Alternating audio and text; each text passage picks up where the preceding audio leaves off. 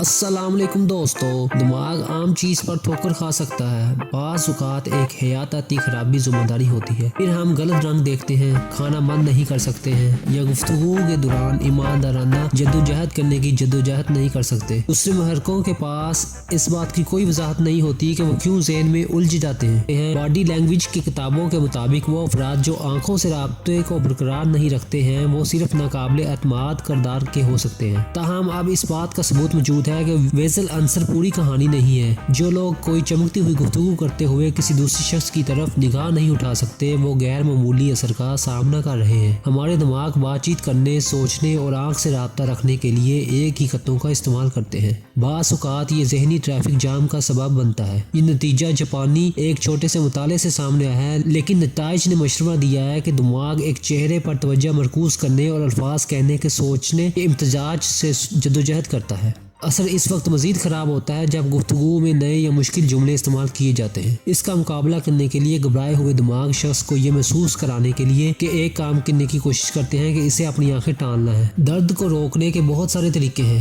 لیکن گولیاں اور درد کو ایک طرف رکھتے ہوئے درد سے نجات کے مستقبل میں فزیو تھراپسٹ شامل ہو سکتے ہیں جو دماغ کو الجھانے کے لیے متنازع مظاہرہ کر رہے ہیں۔ 2011 میں ہونے والے ایک چھوٹے سے مطالعے سے معلوم ہوا ہے کہ یہ خیال اتنا مضحکہ خیز نہیں ہوگا جتنا یہ لگتا ہے۔ 20 افراد نے لیزر کے ذریعے نگرانی وقوع کرنے پر اتفاق کیا اور ان کے ہاتھوں پر جل جانے کے بعد انہوں نے اپنے بازوؤں کا کراس بنایا تاکہ معلوم کیا جا سکے کہ اس سادہ کام سے درد کم ہو سکتا ہے۔ شرکاء نے اطلاع دی کہ ان کے ہاتھ بہتر محسوس ہوئے۔ ان کے EEG کیپس جو دماغ کے برقی مزاج کی پیمائش کرتے ہیں نے بھی یہی کیا۔ بظاہر نوگین کا استعمال دنیا کے بائیں جانب چھوتے ہوئے بائیں ہاتھ سے ہوتا ہے اور دائیں ہاتھ اور سائیڈ کے ساتھ بھی۔ بازوؤں کو کراس بنانے سے زخمی ہاتھ غلط سمت پر پڑتا ہے اور دماغ کو چکرا کر کمزور درد بیداری پر مجبور کرتا ہے۔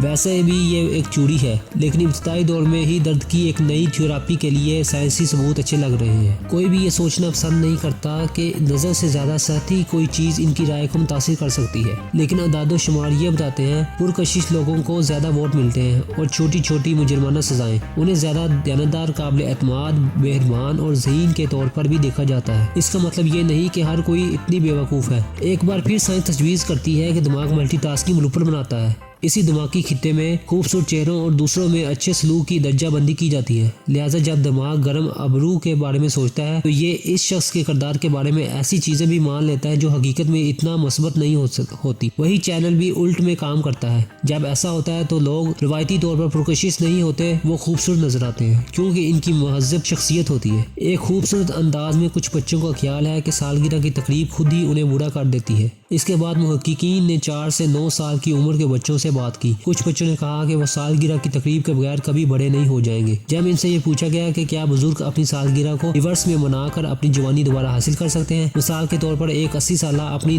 79ویں سالگرہ منا رہا ہے، بچوں کے ایک جوڑے کا خیال تھا کہ یہ ممکن تھا۔ بڑوں کی طرح بچے بھی ڈھونڈتے ہیں ایمانی ذاتی واقعات میں۔ بڑی عمر کا رخ موڑنا ایک بہت بڑی بات ہے، لیکن صرف واضح بات یہ ہے کہ پارٹی ہے، لہٰذا جتنا چھوٹا بچہ جتنا ان کی عمر بڑھنے کی وجہ سے جشن میں غلطی کرنا ہوگی۔ چیزیں آن لائن گندی ہو سکتی ہیں۔ مثال کے طور پر 2015 میں ٹیمپلر پوسٹ لیں۔ اس نے ایسا لباس دکھایا جو کافی آسان تھا، لیکن جلد ہی دو دھروں ایک دوسرے کے گلے پڑ گئے۔ ایک طرف اصرار کیا کہ لباس نیلا اور کالا تھا، باقیوں نے انہیں بیوقوف کہا کیونکہ لباس صاف سفید اور سونا تھا۔ دماغ کے محکمہ میں چیزیں ابھی تھوڑی سی گھس گئی۔ جب ہم کسی چیز پر نگاہ ڈالتے ہیں تو روشنی کے طول موج ریٹینا سے ٹکرا جاتی ہے اور دماغ کے بینائی علاقوں کو متحرک کرتی ہے۔ اس سے ہمیں ایک امیج نظر آتی ہے۔ عام طور پر دماغ روشنی کا منبع فلٹر کرتا ہے اور خود ہی شے سے زیادہ روشنی کی تعداد نکالنے کی کوشش کرتا ہے۔ اس معاملے میں جب دماغ شے کی روشنی کو تیز کرنے میں کامیاب ہوا تو لوگوں نے اصل لباس دیکھا، وہ لباس جو نیلے اور سیاہ تھا، لیکن سفید اور سونے کا ہجوم ایک آسان سوئچ پر گرا۔ مادی کی طول موج پر توجہ دینے کی بجائے ان کے دماغ نے اپنے ارد گرد روشنی کے وسائل کو زیادہ پیار دیا۔